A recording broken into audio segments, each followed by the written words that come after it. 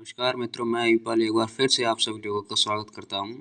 तो दोस्तों, आज के इस वीडियो में हम आपको बताएंगे कि ट्रेन, बस और ट्रक या कार जैसे जो आदि ये इस प्रकार के जो वाहन होते हैं, इनके जो इंजन होते हैं वो आगे ही क्यों बनाए जाते हैं, पीछे क्यों नहीं। तो इसका भी एक कारण है और वो कारण मैं आपको इस वीडियो में आज बताऊँगा। तो बने रहिए अंत तक और चलिए स्टार्ट करते हैं वीडियो को। तो सबसे पहले ये हम सभी लोग जानते हैं कि हमें चलने के लिए या रुकने के लिए घर्षण बल की आवश्यकता होती है। अगर घर्षण बल नहीं होगा तो हम चल नहीं सकते और रुक भी नहीं सकते। जैसे मैं अब हाथ में ये पेन पकड़ा हूँ, तो ये पेन पकड़ने का कारण भी घर्षण बल ही है। घर्षण बल के ही कारण ये सब हम कार्य कर पाते। इसीलिए आपने नोटिस किया होगा कि जो चिकनी जगहें होती हैं, वहाँ पर जो घर्षण बल होते हैं वो कम होते हैं और इसी कारण हम गिर पड़ते हैं। तो चलिए इस वीडियो में आपको मैं बताता हूँ पूरी डिटेल कि इन वाहनों के इंजन आगे क्यों होते हैं। तो एक एक बात बताऊँगा, बस आपको अंत तक देखते रहना है। तो चलिए स्टार्ट करते हैं, लेट्स बिगिन। तो सबसे पहले हम ये देखते हैं कि धकेलने या खींचने में, जब हम धक्का देते हैं किसी वस्तु को खींचते हैं तो किस में घर्षण बल अधिक लगता है।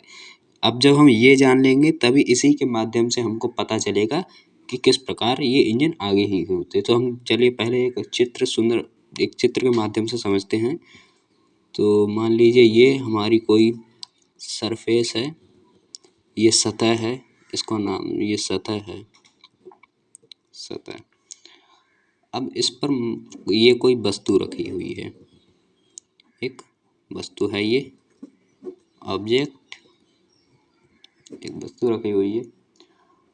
अब इस वस्तु का जो भार होगा वो पृथ्वी के केंद्र की तरफ लगता है, mg।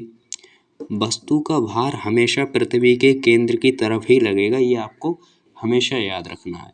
और न्यूटन के तृतीय नियम के अनुसार इस पर जो ये वस्तु पृथ्वी पर जो भार लगाएगी वो mg होगा। और इस वजह से ये सतह भी, या पृथ्वी कह सकते हैं, मान लीजिए पृथ्वी पर कोई वस्तु रखी है, पृथ्वी इस वस्तु पर भार लगाएगी, अविलंब प्रतिक्रिया इसके बराबर ही भार लगाएगी, इसके बराबर ही भार लगाएगी। तो लेकिन विपरीत दिशा में लगाएगी, तो हम इसको आर से प्रदर्शित कर देते हैं, रिएक्शन आर से प्रदर्शित कर देते हैं। अब मान लीजिए हमने कोई धक्का, अब जैसे धक्का देते हैं तो हम धक्का देने का बल इस प्रकार से लगाते हैं, इस प्रकार से। तो ये हम धक्का दे रहे हैं, ये इसको हम एफ कह देते हैं, कैपिटल एफ। जब हम वस्तु को इस प्रकार से, ये धक्का देने का बल है और खींचने का बल आगे हम बताएंगे अभी आपको। जब हम किसी वस्तु को इस साइड में बल लगा रहे हैं तो जाहिर सी बात है गति भी इसी तरफ दिशा में होगी, ठीक है, गति इसी दिशा में होगी। तो अब यहाँ से आपको एक बात ध्यान रखनी है। अब मान लीजिए ये हम इस वस्तु पर बल लगा रहे हैं, तो हम इसको थोड़ा और बढ़ा देते हैं इस तरफ, यहाँ पर थोड़ा और बढ़ा देते हैं। ये बल एफ है, ये धक्का लगाने वाला बल है, धकेलने वाला बल है ये, ठीक है, ये हो गया धकेलने वाला बल है ये। अब अगर इसको हम, वस्तु है ये और बल हम इस दिशा में लगा रहे हैं, तो गति इस दिशा में होगी। और घर्षण बल हमेशा गति के विपरीत दिशा में कार्य करता है, इसका मतलब गति इस दिशा में होगी तो घर्षण बल इस दिशा में कार्य करेगा। इसको हम स्मॉल एफ से दर्शाते हैं, घर्षण बल है, फ्रिक्शन बोलते हैं इंग्लिश में। तो अब अगर हम यहाँ इसके, ये जो हम करते हैं, इनके यहाँ वस्तु लग गया है तो इससे कोई फर्क नहीं पड़ता। अब हम इनके बीच अगर कोण देखें, तो मान लीजिए कोण थीटा है, यहाँ पर डायग्राम आपको सुथरा नहीं दिख रहा होगा, फिर मैं समझाने के इस हिसाब से बता रहा हूँ। अब यहाँ पे थीटा है, कोण है। अब यहाँ पे हमें घटक करने होंगे, एफ के बल के घटक करने। अब जो थीटा के साथ जो कोण बनता है, जो घटक होता है, उसको हम कॉस से प्रदर्शित करते हैं, ये आपको ध्यान रखना है। और जो थीटा के साथ नहीं बनता, थीटा के विपरीत बनता है, वो एफ साइन थीटा होता है, वो साइन थीटा होता है। जो थीटा के साथ बनता है, कोण के साथ, वो कॉस थीटा होता है। तो इतनी बात हमको ये पता चल गई। अब हम आगे अब समझते हैं प्रोसेस क्या है। तो यहाँ पर देखिए बल इस दिशा में कार्य कर रहा है तो गति इस दिशा में हो रही है। और ऊपर की दिशा में कोई गति नहीं हो रही है। चूंकि ऊपर की दिशा में कोई गति नहीं हो रही है, ऊर्ध्वाधर, यहाँ पे मैं लिखता हूँ ऊर्ध्वाधर,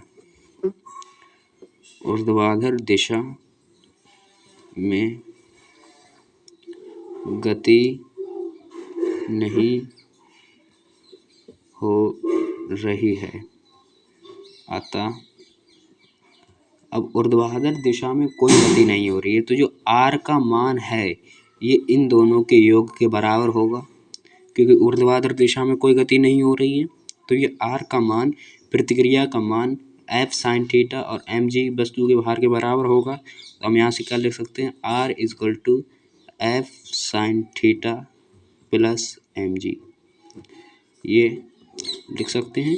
क्योंकि ऊर्ध्वाधर दिशा में कोई गति नहीं हो रही, गति क्षैतिज दिशा में हो रही है, तो इसका मान जो होगा वो इन दोनों के योग के बराबर होगा। क्योंकि ये इतना बल इस भार इस तरफ होगा, उतना ही विपरीत दिशा में होगा। तो ये हमको समझ में आ गया। अब जो घर्षण बल होता है, अगर हम घर्षण बल की बात करें, घर्षण बल स्मॉल f से यहाँ दिखाया है, घर्षण बल का फॉर्मूला होता है म्यू एस आर, ये घर्षण बल का फॉर्मूला होता है। अगर हम इसमें r का मान रख दें तो क्या हो जाएगा, घर्षण बल बराबर mu S F sine theta plus mg। इसको अगर ऐसे ना लिखूं तो लिख लो mu S mg plus F sine theta. इतनी बात आपको समझ में आ गई? कुछ नहीं है, बस प्लस है म्यू एस, ये फार्मूला होता है, इसमें आर की वैल्यू रख दी तो ये घर्षण बल आ गया। तो धकेलने में घर्षण बल जो होगा वो ये होगा।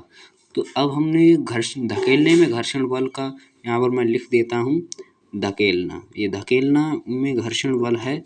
अब यहाँ हम खींचने की बात करते हैं, इस तरफ खींचने में देखते हैं,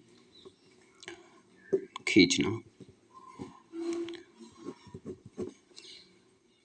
अब हम खींचने का डायग्राम जो है बना देते हैं। इसको हम समीकरण पहले 1 दे देते हैं, क्योंकि इसकी हमें आगे आवश्यकता पड़ेगी, तो इसका नाम समीकरण हम 1 दे देते हैं। आगे देखिए, तो फिर से एक डायग्राम बनाते हैं, हमें चित्र को समझना है। तो ये सतह है और ये इसके ऊपर एक वस्तु रखी हुई है, वस्तु है ये, और ये सतह है। वस्तु का भार हमेशा केंद्र की तरफ लगता है, चाहे वस्तु किसी भी अवस्था में कैसी भी हो, और इसकी जो प्रतिक्रिया होगी ऊपर की तरफ वो r इसके ही बराबर होगी। अब जो खींचेंगे हम, खींचने का बल हमेशा इस तरफ इस हिसाब से दिखाते हैं, मतलब खींचना ऊपर के लिए और धकेलना नीचे के लिए। तो आपको समझ में आ रहा होगा। तो ये F है और ये खींचने वाला बल है, खींचने का बल है।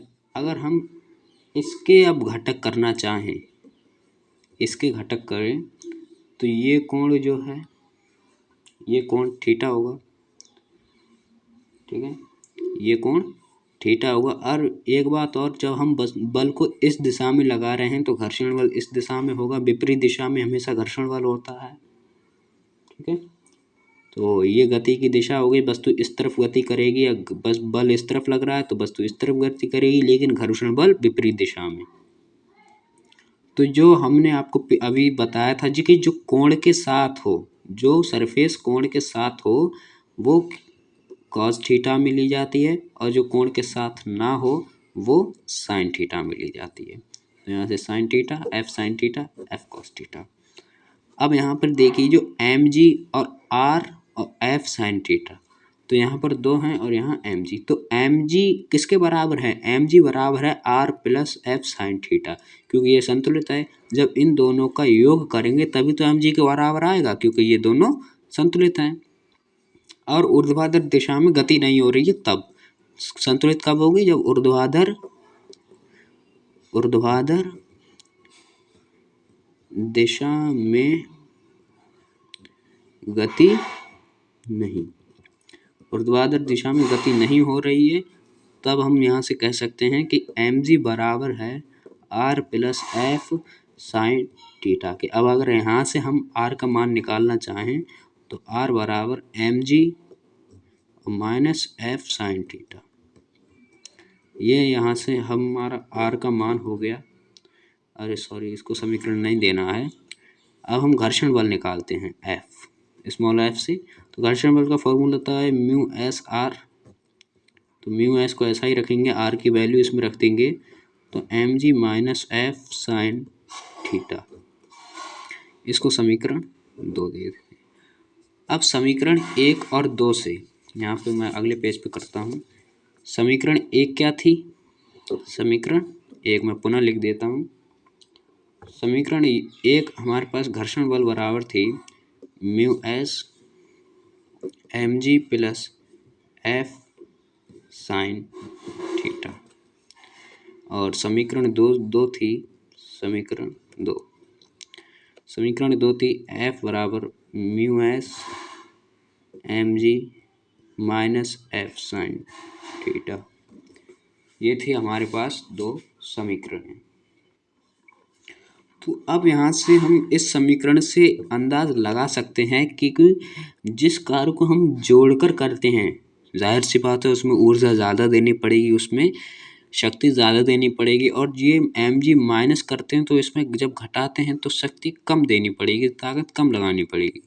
तो ये इस प्रकार समीकरण 1 और 2 से कह सकते हैं हम समीकरण 1 व 2 से, समीकरण 1 व 2 से हम क्या कह सकते हैं कि जो घर्षण बल है धकेलने वाला, धकेलने का, वो ज़्यादा होगा किससे? घर्षण बल खींचने वाले से। घर्षण बल खींचने वाले से धकेलने वाला ज़्यादा बड़ा होगा। यही कारण है कि मतलब किसी चीज़ को हम धकेलना कठिन होता है जबकि खींचना आसान। जबकि धकेलने में अधिक बल लगता है और खींचने में कम बल लगता है। समझ में आ रहा होगा आपको? धकेलना खींचने की अपेक्षा कठिन होता है। खींचने में घर्षण बल कम लगता है जबकि धकेलने में घर्षण बल अधिक लगता है। यही कारण है कि जो ट्रेन होती है या बस कह लीजिए या ट्रक होते हैं, उनके जो इंजन होते हैं वो आगे ही होते हैं। क्यों होते हैं आगे? अब ये प्रश्न है क्यों होते हैं, तो यहाँ से आप कह सकते हैं कि जो खींचने में जो घर्षण बल होता है वो कम लगता है। खींचने में घर्षण बल कम लगता है, इसलिए ये अपने डिब्बों को या कह लीजिए पिछले वाले पार्ट को आसानी से खींच सकते हैं। तो यही कारण है कि ट्रेन, बस और ट्रक के जो जितने भी इंजन होते हैं वो आगे होते हैं, जिससे वो अपने पीछे वाले पार्ट को आसानी से खींच सके। तो आई होप वीडियो आपको हेल्पफुल हुई होगी। तो अगर ये वीडियो आपको अच्छी लगी तो एक कमेंट में लिखकर बताइएगा मुझे। धन्यवाद।